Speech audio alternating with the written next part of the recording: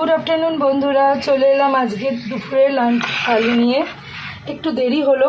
আজকে আমার লাঞ্চে কি আছে দেখো, একদম সিম্পল একটা লাঞ্চ।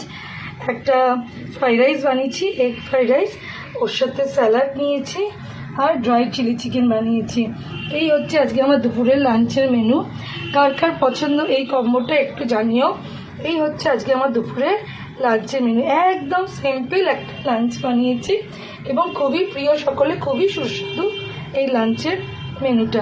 এই দেখো বন্ধুরা, আজকে লাঞ্চ একদম সিম্পল একটা লাঞ্চ বানিয়েছি। একদম এটা দিয়ে সব খাওয়া হয়ে যাবে। আর একটা স্যুপ বানিয়েছি, এটা আমার জন্য লেগ দিয়ে। এই হলো আজকে আমাদের সিম্পল একটা মেনু। কার এই কম্বোটা পছন্দ একটু জানাও। তো ভেরি গুড আফটারনুন সবাইকে, দুপুরে অনেক শুভেচ্ছা। বাই বন্ধুরা।